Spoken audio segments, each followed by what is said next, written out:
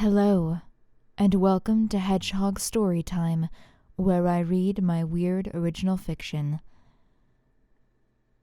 So, one night I had watched too much Westworld, and I was feeling really philosophical, so I sat down and I wrote this, and I'm not really quite sure what it means yet. It's gonna be connected to something bigger than this. Like, I envision this as a prologue of sorts to a bigger story, but I'm not really sure what it means. So I guess, without further ado, please enjoy Whoever Said It Was an Apple. There's a story about Eve in the Garden of Eden.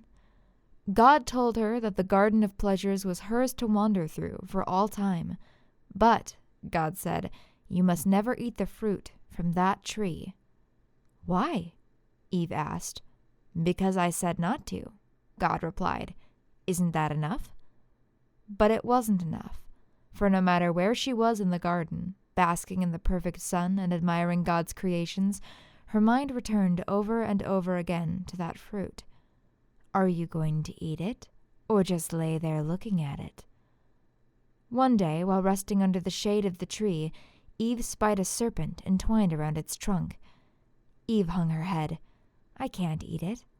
Why not? God told me not to. And did he ever tell you why? No. The serpent chuckled. The way I see it, it hissed, God must be keeping something from you. Maybe that fruit up there is the most delicious fruit in all of creation, and he just wants to keep it for himself. Or maybe it'll hurt me. Could be. But don't you want to find out? She didn't say anything, but the serpent could tell what she was thinking. Tell you what, we'll try them together. With its enormous tail, the serpent grabbed 2 pieces of fruit from the tree, and they bit into them together.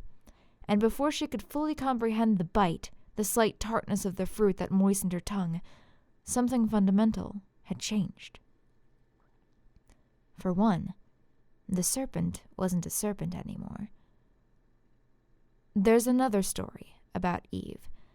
They say that night Eve laid with the serpent, and that Cain and all the evils of the world were sprung from their union.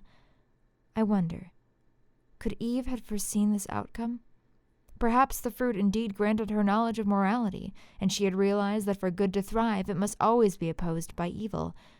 Perhaps she had been given knowledge of herself, and was for the first time really seeing a man. Perhaps nothing was given to her at all, and the curiosity that led her to eat the fruit next made her wonder what it would be like to have sex with a snake. But the truth is that she did it because she realized that none of it had ever mattered, for God in the garden had never been real at all.